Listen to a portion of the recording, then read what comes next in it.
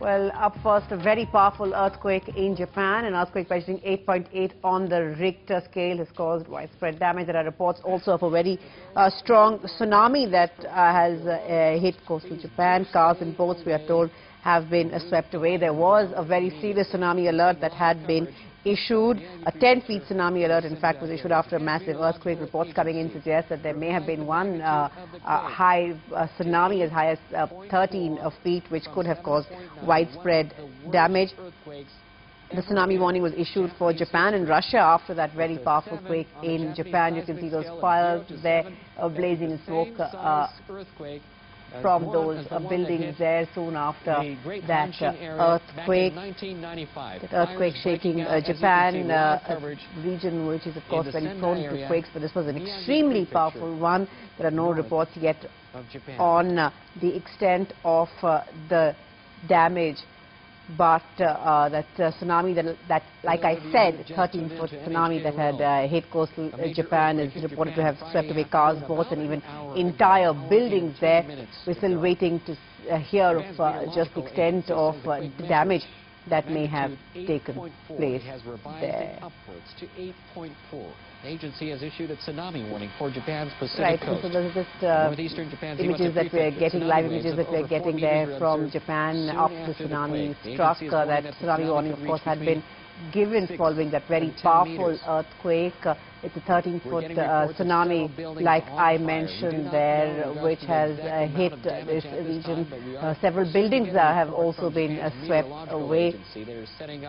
Authorities in Japan not giving out any details of just the extent of damage here. We are still waiting to get more information on that. This earthquake shook buildings in Tokyo for several minutes. People rushed out of their homes, but it seems the tsunami that came after the earthquake has also triggered plenty of damage. You can see a lot of water there in those images. We're told a large part of Japan now just waterlogged and largely empty. The water having swept cars, boats and buildings there.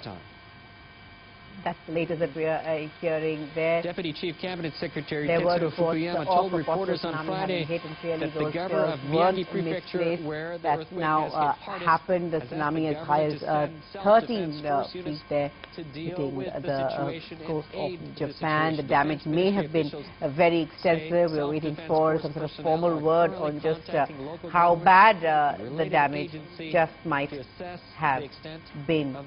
That's the big breaking news that we are tracking. TV footage is showing severe flooding with dozens of cars, boats and even buildings being carried along by water. The images that we're getting from the Associated Press television. Let's listen in if there's any more detail that we can manage to get from there. Japan's Foreign Minister Takeaki Matsumoto has ordered his officials to start preparing to accept foreign assistance. He has also told them to check on the safety of foreigners living here in Japan. The Pacific Tsunami Warning Center has issued a tsunami warning not just for Japan, but also for Russia, Marcus Island, the Northern Marianas, Guam, Wake Island, and Taiwan. The Pacific Tsunami Warning Center has issued a tsunami warning not just for Japan, where a tsunami has already struck. So those are live images that we're seeing from Japan, struck by a very strong earthquake measuring 8.8 on the Richter scale of its northeastern coast. And then that was followed by a 13-foot tsunami that washed away cars and tore away buildings along the coast near the epicenter. Our science editor Pallav Bagla is now joining us more on this. Pallav, what more can you add? See, a tsunami usually strikes when a massive earthquake of a shallow magnitude strikes very close to the coast. And tsunamis and earthquakes are very common as far as Japan goes. So I'm not surprised that at such a large magnitude earthquake, a tsunami of 13, 14 feet has struck Japan. It was a very shallow earthquake, and the tsunami which has come very quickly to Japan. But Japan knows how to brace for these things. They have a tsunami warning system. They also have a very strong earthquake monitoring network. So on both counts, one would expect, and they also have a lot of earthquake proofing structures in their buildings.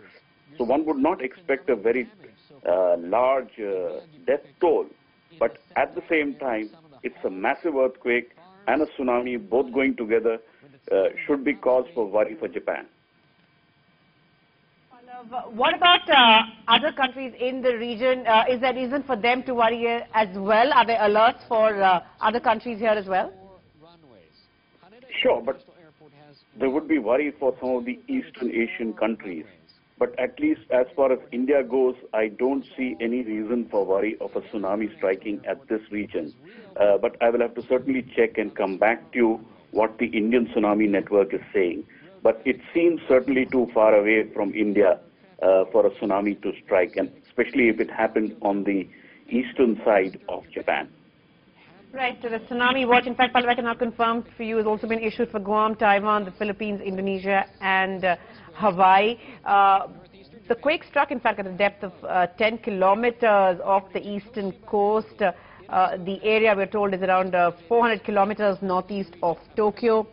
In downtown Tokyo, large buildings have been shaking violently, and workers came out onto the streets for safety.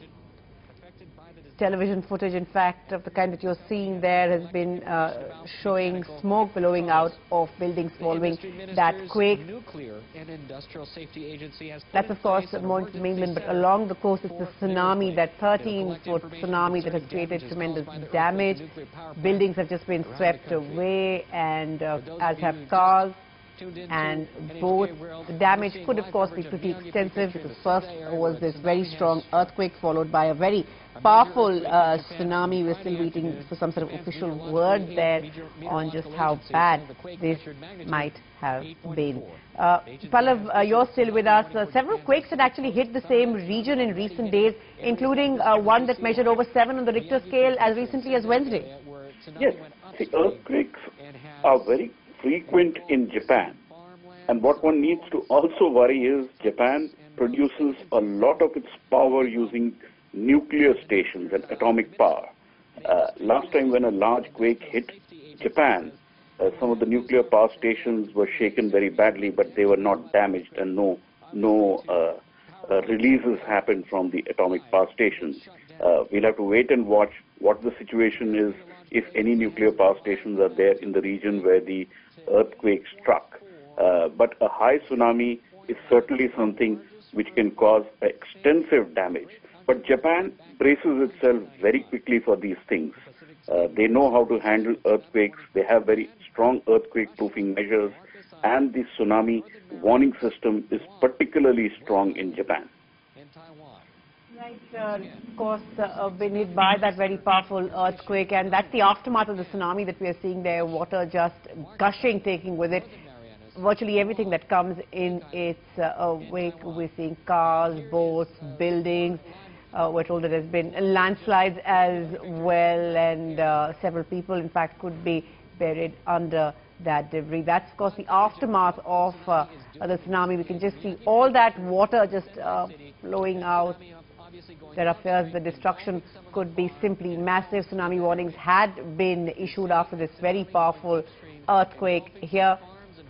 This earthquake measuring 8.8 on the Richter scale, but the tsunami, 13-foot, that's a 4-meter tsunami, washing away cars and tearing away buildings. This is the tsunami, in fact, occurring near the epicenter of the quake. A large ship, we're told, is among those that has been swept away by the tsunami,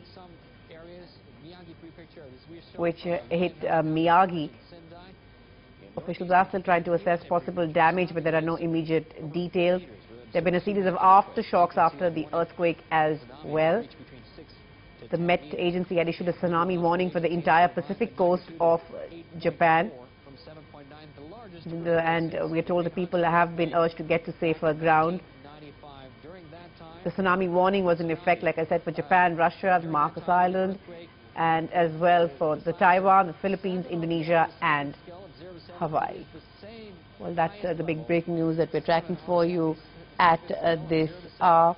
Just let's listen in to the commentary that we're getting there from the Associated Press. Miyagi Prefecture, Sendai, Japan, big part of that area has been flooded from the tsunami. The Pacific Tsunami Warning Center has issued a tsunami warning not just for Japan, once again for Russia as well, Marcus Island, Northern Marianas, Guam, Wake Island, and Taiwan. For those of you living near the coast or are near the coast, please move to higher ground as soon as possible. Another tsunami is hitting Miyagi Prefecture, Sendai, Japan, and it looks like that tsunami wave is moving upstream rapidly. Live coverage from our helicopter up in northern Miyagi Prefecture, where a tsunami obviously coming in several sweeps, hitting Miyagi Prefecture, Sendai, Japan. Remember that tsunami comes in several waves, in several sets. It doesn't come in just one set. Additional sets go moving upstream Miyagi Prefecture, tsunami waves in Sendai area. A large part of the city has been struck, engulfed by this tsunami. Farms being washed away along with houses. We don't know the extent of the damage or the number of casualties or the number of injured yet at this time, but obviously that tsunami being extremely large. You can see the white tsunami waves moving extremely rapidly upstream.